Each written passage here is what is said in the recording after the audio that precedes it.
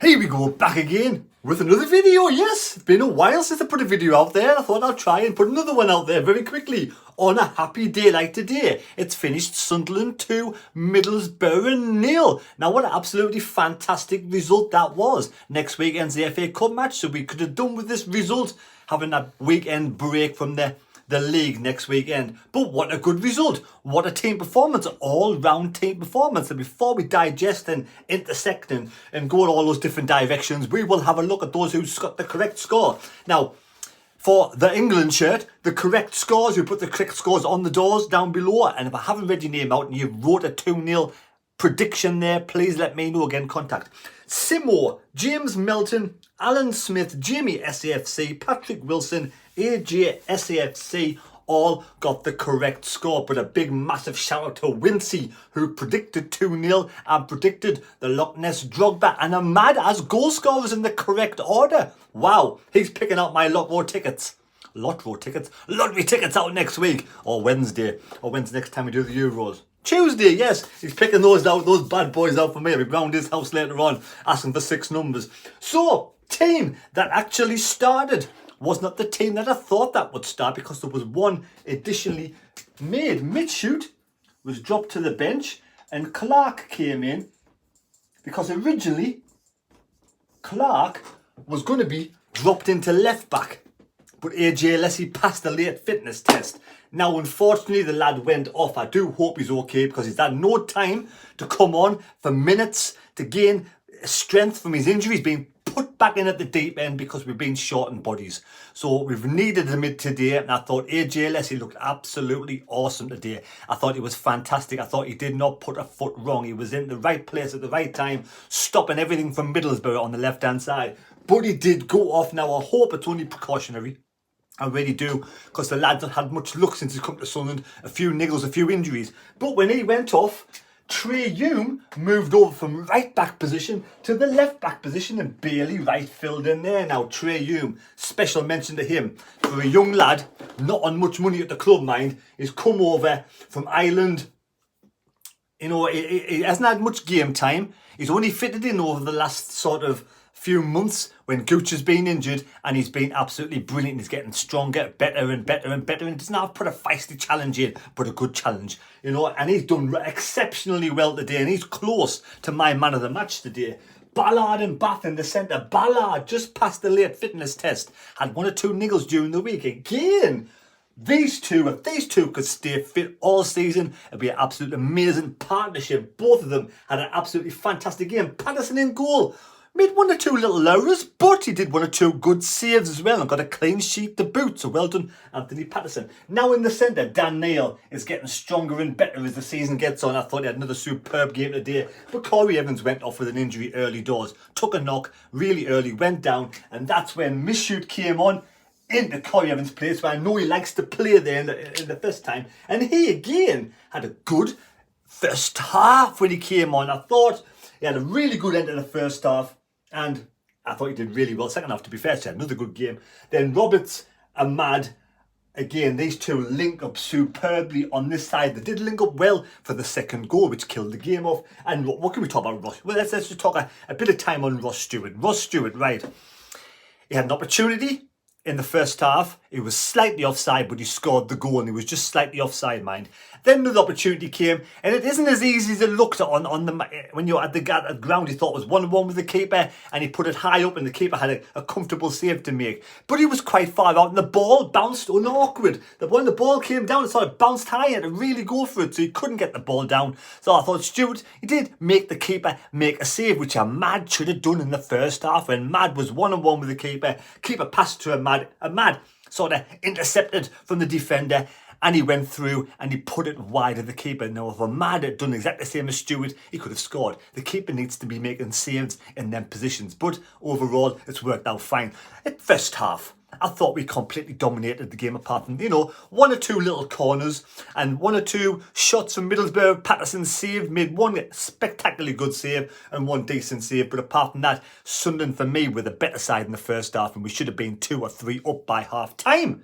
2 or 3 up by half time. But we'll talk about Stewart. I was watching Stewart. It's about 3 corners in my down by the north stand, 3 corners. and he marshals the box like a captain. I'm watching him barking out orders left, right and centre to different players, telling them what they should be doing. He's in Patterson's ear, he's in the defender's ears, and he's standing head and shoulders above everybody else in that penalty spot. And he time and time again, he gets the ball away. He brings so much more to this club, to this team, than just putting the ball in the back of the net, which he did today. And that's now 10 goals. 10 goals in this championship season, only 3 behind Akpom, who we kept quiet today because the defence had a superb time with the midfielders to keep Akpom quiet.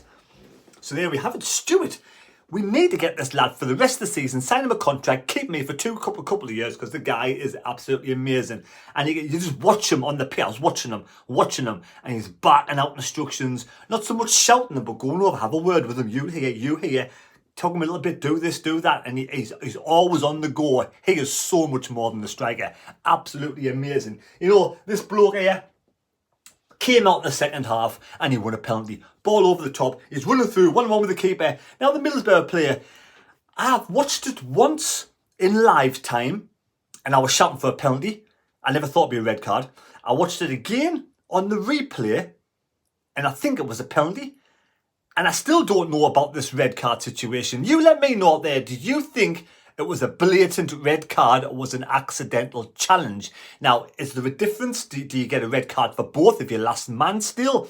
Whatever happened to that double jeopardy situation where you got yellow, you got a red card or a penalty? Did they scrap that after one season? I thought it was a bit strange that in first place, but I thought, yes, okay, we did, get a man sent off last week. This week it's our turn. So I do think at the end of the day, we deserved a penalty 100%. Red card, I'm still unsure about, so I'm still on the fence with that one. But at the end of the day, you take them around. We haven't had many penalties this season. We've had lots of decisions go the wrong side of us. Lots of decisions haven't gone our way. So this time, the bread's buttered on our side for a change, and we did get down to 10 men. When they went down to 10 men, we did bombard them, press them. Sometimes we tried to walk the ball into the back of the net, like Sir Clark Ahmad, Roberts, and even at Neil at times, they're playing the ball on the edge of the penalty box and nobody wants to go for that shot. And Matt likes to have a shot every now and again, but he didn't do much today apart from his goal. And after that 10-15 minute spell, after a 1-0 up, because Stewart scored the penalty, I'm going to show you the penalty now. Now, people out there have been asking me, why am I not allowed to film the footage at the ground? Well, other YouTubers do it. I know they keep saying other YouTubers can do it. I'm in the North Stand and apparently they've been watching me start the season. They pulled us to one side, said do not record anything in the ground or do not record full stop. Then I had a word with them. I could record myself, videotaping and getting me match reactions as the goals go in. So that's good for them. But a young lad said, and a couple of them said, why can't you record the penalty? I just can't do it. But I've been sent some footage by somebody saying, if I can't record it, they've recorded it for us, but it's only the penalty. I'm going to show you, as you can see down below behind the goal, every Tom, Dick and Harry has his phone out recording the footage. I don't do that. But I have been sent this. I will show you the clip. Watch Stewart. Keeper makes a good save. Ball comes back. It bounces ungangly as well, but he gets his leg up and pokes it in the back, and it's a well done Ross Stewart. You today, as much as you might not agree, I'm going to give Ross Stewart a good 8 and 9 out of 10.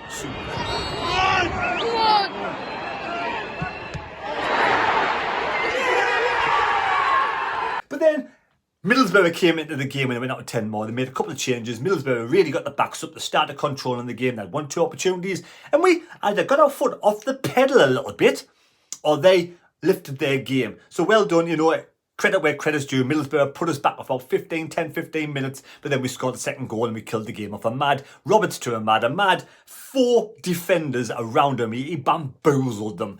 He moves the ball inside, sluts the ball. Keeper hasn't got a clue where the ball's going. Not even a Scooby-Doo where the ball's going. So after that game, we are in 9th place. You would have thought we'd move higher than that, wouldn't you? You would have thought, yes, why are we not jumped up the table? But look at this for scraps to do's. Right, Burnley are gone. Promoted. Sheffield United, again, 5 points behind Burnley. You can almost say they promoted. That drops down to 3rd place. 3rd place is Watford on 44 points. We were 9th on 41. 3rd to 9th, 41. 3 points. Then you can go down to 10. 11th, Preston. So between 3rd and 11th, there is 4 points. This is wide open. Wide open. once the top two's gone, the playoffs are anybody. The playoffs are anybody, and it's anybody who gets a string of results together will make the playoffs. And that's, it is wide open. Sunderland +9 goal difference now. We've got one of the better goal differences out of the top from third downwards sort of thing. So well done. I mean, we're way off. We're way off. I mean, Huddersfield are in 26 points. With 15 points clear relegation now. It's about going for promotion. But like Tony Mowbray says, we are short on bodies. We need bodies in this week. I do predict there will be a body coming in this week. I hope it's more than one. But we are short on bodies. We've only got kids on the bench now. We can't afford any more knocks and niggles. I hope AJ Lessie is okay. AJ Lessie, I'm going to give him a good. I'll give Patterson a 7. Hume a 9. Ballard 8. Bath 8. Lessie, I'm going to give him a good 8 because he was good till he went off. Never put a foot wrong. Evans, he didn't do anything wrong, but you can't really rate Evans because he's hardly on the pitch. But I'll still give him a 7. Neil 8. Roberts, I think 7. Ahmad 8. Mishoot had a good game 8. Clark, I'll give him a 7. And Stewart for me a 9. So Hume, Stewart for me a standout as Lessie, Ballard, Bath, and Dan Neil, and Ahmad. Mishoot as well. I mean, what can I do? It's hard to give them scores. It's hard to pick a man of the match because it was such a good team performance. But because I say that, I singled out Ross Stewart and watched him carefully with his defensive duties. I'll give Ross Stewart